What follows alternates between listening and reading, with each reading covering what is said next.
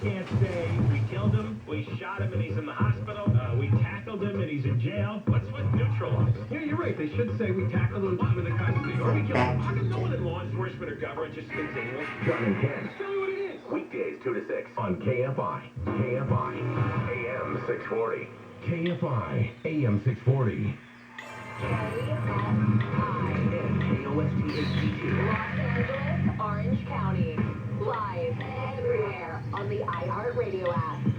Keep them locked. I'm Brian Bruman from the KFI 24-hour newsroom. LA County District Attorney George Gascon has blamed Union Pacific Railroad for not doing enough to protect cargo. Gascon says railroad officials need to make sure all shipping containers are locked and said other railroad operators aren't seeing the same level of thefts. A Union Pacific spokesperson says Gascon's decision to drop misdemeanor trespassing charges is contributing to the crime wave. Governor Newsom toured a looting site along the tracks in Lincoln Heights this week and said it looked like a third-world country. A fire is burning in Central California near Big Sur. About 1,000 acres have burned since the fire started Friday night, and crews have it 20% surrounded. The Monterey County Sheriff's Office has issued mandatory evacuation orders for some residents, and part of Highway 1 has been closed after the fire jumped the highway. A mother who claims teachers secretly manipulated her 11-year-old daughter into changing her gender identity and her name has sued the Freckles Union School District. The district put 2 teachers on leave last fall after recording surfaced of them discussing how to run an LGBTQ club in their small community in Monterey County.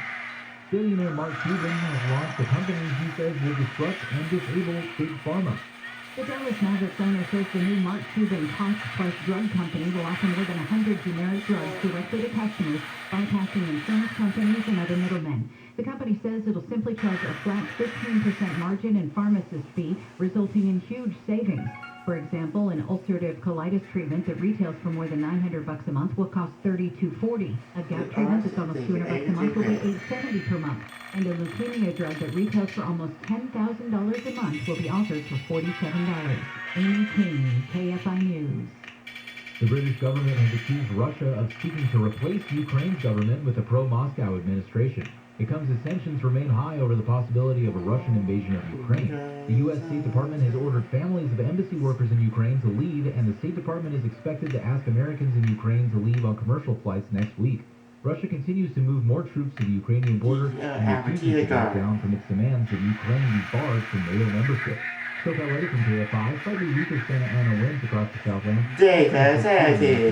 Mostly clear skies, mid-60s to low 70s at the beaches, mid-60s to low 70s in Metro LA and OC, mid-60s to mid-70s in the inland valleys, and upper 60s to mid-70s in the Inland Empire. Right now it's 55 degrees in Terminal Oaks, 55 in Culver City, 55 in Brea, and 55 in Irvine. We lead local from the KFI 24-hour newsroom. I'm Brian Bruman. Next to KFI traffic, we go to Tennessee Roland Heights area, 60 westbound and Nogales, next block to the Southgate lane. Here in Anaheim Hills, we have work going on the 91 eastbound from Imperial Highway to Weir Canyon. 3 right lanes closed off until 8 a.m. And eastbound from the 605 to Baldwin Park Boulevard, 2 right lanes closed off there. KFI on the side, let's get you there faster. I'm Jonathan White. Rate subject to change without notice. Minimum loan amount and certain restrictions apply. 50% loan to value and 745 credit score. First lien only. Cash out will vary depending on equity and other factors. Subject to credit approval. NMLS 3290. Loans made or arranged pursuant to a California financing law license number 6036970. Equal housing lender. When you think of the American dream, do you think about making it on your own and becoming wealthy? Well, that dream could be a reality, especially if you own a home, because real estate is one of the best ways to build wealth. So how do you do it? Well, with home equity as high as it is right now, smart homeowners can capitalize on their home's equity to buy more real estate. And fellow owners offer a free loan that gives you access to your home's equity at an interest rate as low as 2.19% rate in APR with no points and no lender fees.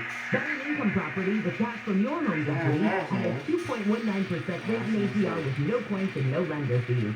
Call 800-918-6200. That's 800-918-6200 or GoToHelloLoan.com. GoToHelloLoan. Hi, it's Mark. Right now at Wendy's, see why everyone is raving about their brand new fries. Natural cut, skin on with a hint of sea salt, and guaranteed to be hot and crispy, or they'll replace them. You know, the way fries should be. Try Wendy's guaranteed hot and crispy fries today at participating U.S. Wendy's. Working part-time in the Army National Guard has led to a lot of first training. The case for me to be the first person in my family to go to school. That education got me to the first day at my dream job, which I can still hold while I serve my country. That job will home and benefits like that in the Army National Guard helped me buy my first house. I also know that I will be one of the first to respond with my community as a need. Sponsored by the California Army National Guard, aired by the California Broadcasters Association and this station. Here to announce the all-new, all-electric Ford F-150 Lightning is Hall of Fame running back Eric Dickerson. I drive an F-150 myself, and I love it. Well, F-150 Lightning's got everything you love about yours and more, like the 12-power onboard generator that can power your tailgate or home. Sounds like the truck of dreams. You heard it here first. Reserve your 2022 Ford F-150 Lightning today at buyfordnow.com and visit the Southern California Ford dealers. Your electric bill keeps going up. The cost of solar is going way down. It's time to go solar with local veteran-owned Semper Solaris now and get all the benefits. Here's veteran, founder, and owner Kelly Shawhan. In the military, when you give your word, it just is your word. Work hard and keep your word. That's what we do every single day. I heard about Semper Solaris and found out that they were veterans, so I knew they were going to do the job right. Add Tesla Powerwall and be ready for blackouts. We get the job done with esprit de corps and honor. Semper Solaris offers new heating and air conditioning systems with a lifetime warranty and new roofs with a 50-year warranty. We hire vets and give back to the community with our Semper Cares initiative. Go solar American style with Semper Solaris. 0 down, 0 interest, and 0 payments until 2023. Get the federal 26% solar and battery tax credit. Call 211-5591 or visit SemperSolaris.com. 26% federal tax credit based on eligibility on approved credit. Consult your tax advisor. Cannot be combined with any other offers. New customers only. Some restrictions apply. Call or see website for details. CSLD number 978-152. As life returns to normal, our worries have not disappeared, but evolved. CalHope offers free COVID-19 emotional support. Call 1-833-317-4673 or live chat at calhope.org today. I'm Stephen Rennell, host of the Meat Eater podcast and the Netflix original series Meat Eater. As a hunter and wildlife enthusiast, the question comes up, how can you justify killing and eating animals that you love and protect? Well, that's part of what we wrangle with on the Meat Eater podcast, along with broader and often funnier discussions about living an outdoor life in the modern world. We insist on sharing challenging opinions to inspire thought and action. Listen to the Meat Eater podcast on the iHeartRadio app or wherever you get your podcasts. 2022 means a super selection for you from Norm Reed's Honda Superstore. Online at normreeds.com.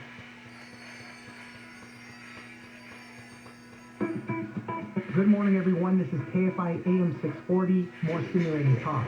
Don't forget that you can catch KFI everywhere and anytime on the iHeartRadio app.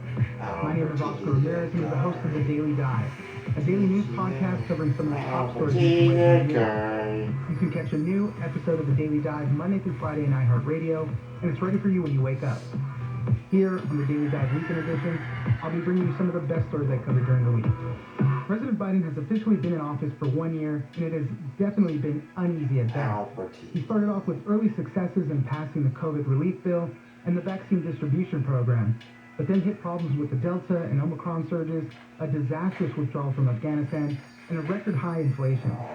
For more on Biden's first year, we'll speak to Jonathan Lemire, White House bureau chief at Politico, and host of Way Too Early on MSNBC. The president, as you said, his year can almost be neatly divided in half, with a lot of successes in the first half and challenges in the second half. Let's remember, he took the oath of office a year ago in front of the United States Capitol that still bore the wounds of the insurrection that happened just 2 weeks prior, and he addressed an empty field, the empty National Mall, because no crowds were allowed, because it was the height of the pandemic. And White House aides point to a number of triumphs during that year, and particularly the first 2 months. The COVID relief bill put almost $2 trillion in the hands of businesses, families, and schools to get them up and running.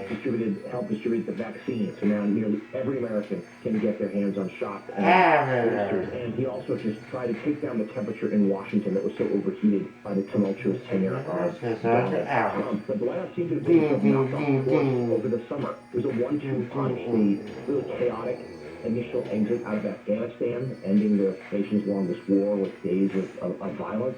And then the Delta variant caught the White House, they acknowledged, off guard, and set cases skyrocketing throughout the country. Deaths and hospitalizations followed, and that sort of put them on a bit of a losing streak. But yes, certainly in the second half of the year, they did pass the bipartisan infrastructure deal. That's a big thing. But we also saw the return of the virus with a vengeance with the Omicron variant. We saw the breakdown of the president's agenda. The voting rights push is going nowhere. The Build Back Better agenda has also stalled and done so. It's been undercut by members of his own party. Inflation has really risen. And as you said, his poll numbers have taken a tumble. Yeah, I mean, it's been a tough go with all of that. You know, when Biden was campaigning, obviously the two top things that he was campaigning on were unity, bringing the country back together, especially after what happened on January 6th, and the pandemic. So the pandemic, as you just kind of laid out, right, up and down, this roller coaster, people are just tired of it. That's been a really tough one to go, but the unity in the country, too, also just... we remain polarized more than ever, really. And, you know, we see on the other side of things, former President Trump gearing up for a possible run again. Going into the midterms, it's going to be very tough for the president. Yeah, it'd be hard to say the country is more unified now. And to be clear, a lot of people on Joe Biden, the Republicans, borderline obstructionists on nearly his entire agenda, except for a handful of senators who supported the infrastructure deal. And only a couple of Republicans were willing to participate in the January 6th Select Committee trying to probe what happened there that day. You're right, Donald Trump, though off Twitter, is still very much an everyday presence in the political world, and seen as the likely favorite for the GOP nominee in nomination in 2024. And the president has some historical headwinds right now. It's sort of typical in American political history that the party that's out of power and doesn't have the White House tends to do well in the midterm elections. And right now, the Democrats' margins are so slim. They advanced the House a couple seats, 50-50 tie in the Senate. That bodes well for Republicans in November. Democrats are still very optimistic, right? We're talking about the first year. This is a 4-year term, so, you know, we're far from over at this point right now. And, you know, they point to Barack Obama, they point to Bill Clinton, who had tough first years and went on to re-election. So, obviously, for Democrats, they're going to be optimistic. And, you know, Republicans are going to keep beating that drum that he's not doing a good job. But this is where we're at. The midterms are going to be key in shaping the second half of Biden's presidency. Sure. White House Chief of Staff Ron Klain spoke to me for a piece I wrote for Politico evaluating the president's first year, and he made the point you did, that he acknowledged there have been some challenges in this first year, but he said, look, the president was elected to serve a 4-year term, not a 1-year term, and they feel like they've got time to turn this around, and they see some hopeful signs on the horizon. They believe that at least pieces of the Build Back Better agenda can still be passed into law at some point this spring or summer, giving Democrats something to run on ahead of the midterms. They believe the Omicron wave is starting to peak here in the United States, that maybe in a month or two the virus cases will also start to decline. And they do believe, and they've had their fingers crossed, that inflation will also peter out in the months ahead, potentially setting up a series of good news stories for Democrats before voters go to the polls in November. Yeah, I mean, one big key thing holding Democrats back, though, is kind of the infighting and the division within them. The progressive wing of the party, the moderates, you know, Joe Manchin and Kristen Sinema, I mean, have so much power to derail everything, as we've been seeing with the voting rights and the filibuster stuff. So that's another key thing that Democrats are going to have to get under control. You know, the Democrats are obviously a big tent party, and there's a lot of very disparate points of view and ideologies within the same party. And on the whole, a lot of Democrats say, hey, President Biden's done a pretty good job keeping us together, with a couple notable exceptions. And you just mentioned Senators Manchin and Sinema, who have defied the president on voting rights. They won't touch the filibuster, which would be needed in order to enact any sort of meaningful reform. And Manchin, in particular, has been a roadblock to the Build Back Better agenda as well, seeing as the demands for it are shifting by the day, much to the frustration of other Democrats and those in the White House. But the president, let's remember, he spent nearly 4 decades in the Senate. He has great respect for the body. He has prizes to relationships with the individual senators. He's going to keep working with them, aides say, and they believe they can still get some part of the agenda done, but likely smaller than he first proposed.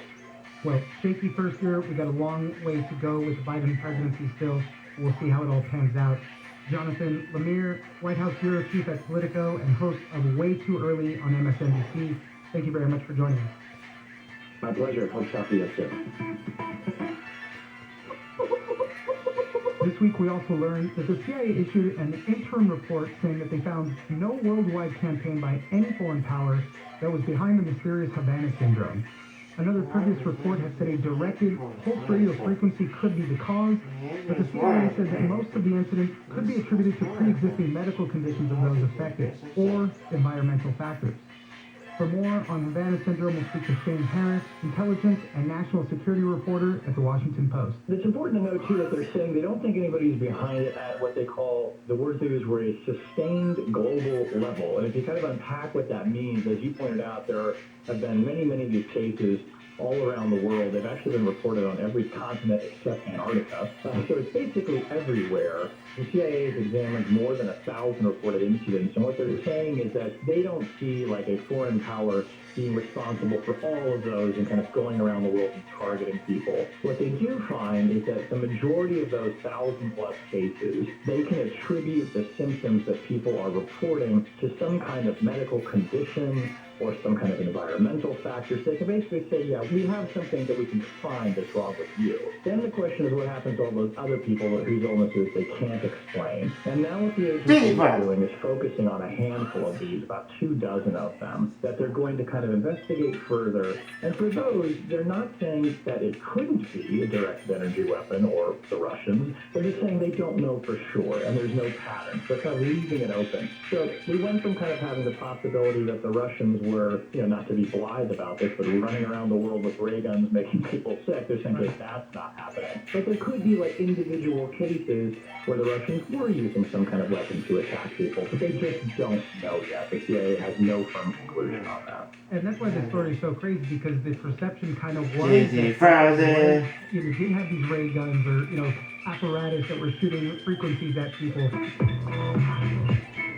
You're listening to the Daily Dive Weekend Edition on KFI AM 640 and everywhere in the iHeartRadio app. When we come back, we'll continue our conversation about the CIA's report on Havana Syndrome. By now, you've heard the news. Boosters for Pfizer, Moderna, and Johnson & Johnson vaccines are available. They help keep your immunity strong and help keep you and others protected against COVID-19 and its variants. Visit myturn.ca.gov to find out if you're eligible and to find a booster near you. Let's keep each other safe and healthy this winter. Get your booster, and don't forget to get your flu shot too. Brought to you by the California Department of Public Health.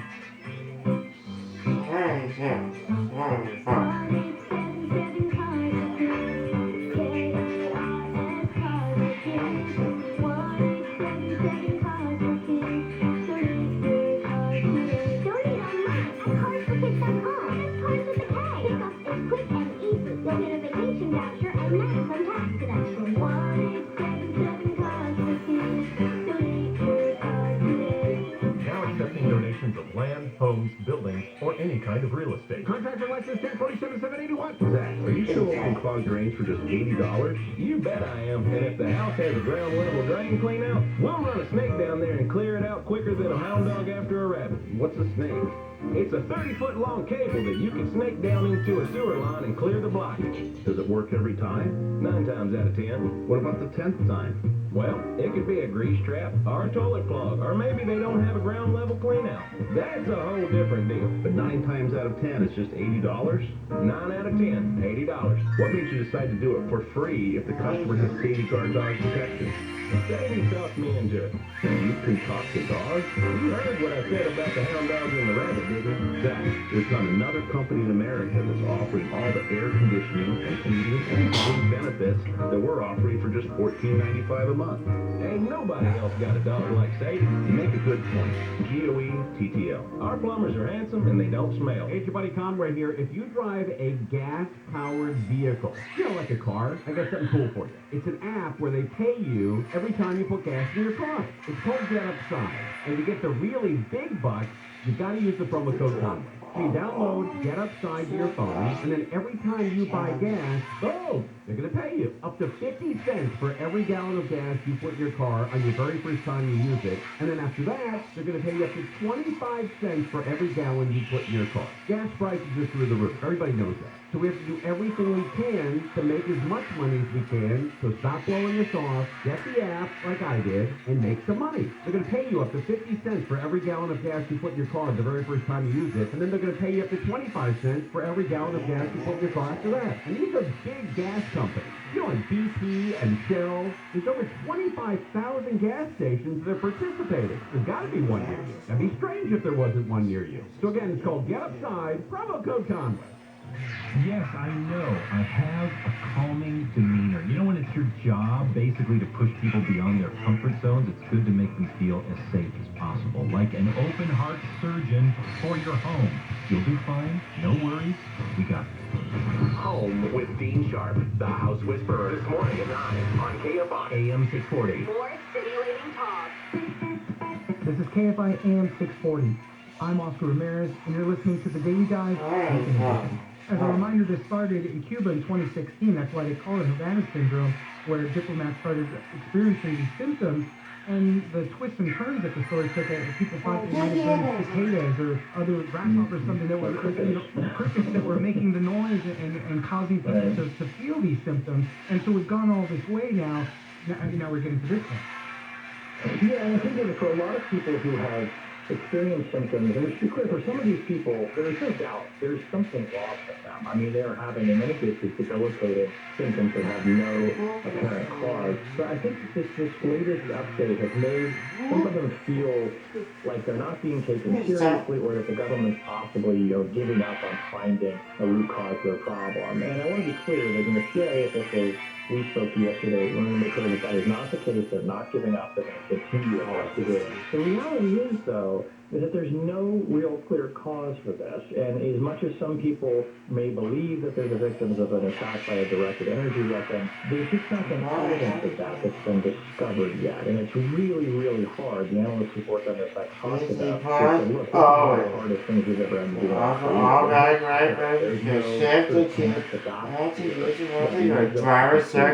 This is definitely X, Y, or Z that's causing it. So it's very emotional. People are really suffering. They do credit the government and the CIA and the State Department for doing a much better job of getting medical attention and taking that seriously in the new administration, but it's not really getting closer to answering what the cause of the problem is. Right, about giving them medical attention and helping them out. The Biden administration did pass the Havana Act, which does provide the money and support and help with all of this when they're out in the field and something like this happens. But it's been a big cause for concern. There was something the vice president was going to be doing that got canceled or delayed because there was the rumblings of this happening, and as you mentioned, over 1,000 cases of this just happening everywhere. So it's just a complicated issue that just it doesn't seem to go away. Do we know when the last report of something like this was? Well, we saw reports in the press as recently as like a couple of weeks ago. So, I mean, I think that these have been very consistent and ongoing. There was recently a big spate of reports coming out of Vienna, which is a major U.S. diplomatic presence. A lot of intelligence operations going on in Vienna. Notably, on a recent trip that Dave Gray, a senior member of his staff, and is concerned that individual might have said, you mentioned the vice president, that was last year when she was in Illinois. And there were concerns that her detail might be, or her trip might be in jeopardy. So these things pop up a lot, and I think that what's difficult for the CIA too in that is that they talked about this when they spoke to us yesterday, is that they've encouraged people to come forward and report symptoms, and what has ended up happening is lots and lots of people have come forward to report symptoms that are explicable by some other means, right? So you kind of flooded the system with noise, frankly, and when you're trying to find the signal. And that's to be expected, I suppose, when you tell people to come forward if you're experiencing symptoms. And these are symptoms that are pretty common. I mean, headaches, ringing in the ears, dizziness. Like, from time to time, lots of people experience those. It's not as if these symptoms are so bizarre that you can point to them and say, aha, this is unusual. So that has a challenge really hard as well. But, honestly, I've talked to, privately to U.S. officials who still very strongly believe that, at least in the small number of cases, that it is a foreign actor. Many people still suspect Russia. But the CIA's report yesterday of trying to say, look, it's not Russia on a global scale, kind of makes it hard to square that circle a little bit. It's like, okay, well, then why do you think it's Russia on a small scale exactly? That's still not clear. And there hasn't been any evidence really to say that it was them on that front. We'll keep monitoring this. As I mentioned, one of the big mysteries that we've been dealing with since 2016 when we first got these reports. Shane Harris, intelligence and national security reporter at the Washington Post. Thank you very much for joining us. You're very welcome. Thanks for having me. Different grams.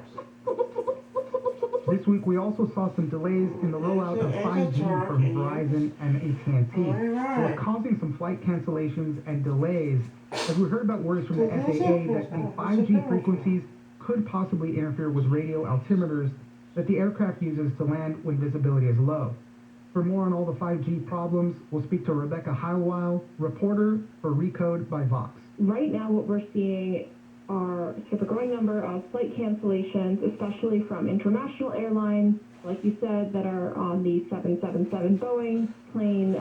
Basically what happened is that the Federal Aviation Administration, which is the agency that regulates flying throughout the United States, has been expressing concern about this new set of frequencies for 5G, which is called the C-band. And the concern is that, like you said, these could interfere with some safety hardware.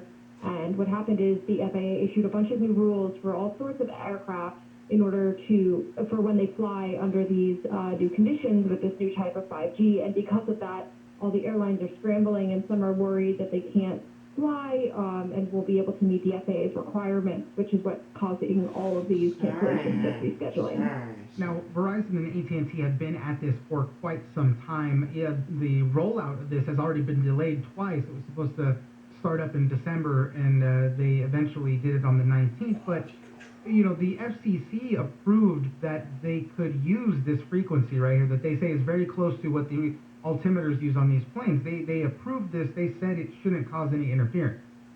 Right. I think part of the challenge here is that there was the FCC, which made this available to mobile carriers like Verizon and AT&T, but the problem is that the FCC isn't the only one that has a say in this. The FAA also wanted to have its say, which is why we're seeing all of the commotion right now.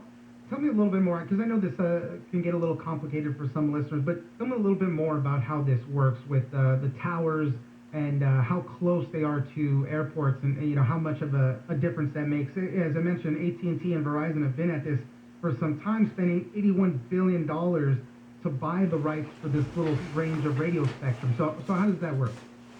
So it's worth noting that the big challenge is that we don't quite know. Both sides. The problem is that Sporty Eddie vehicles.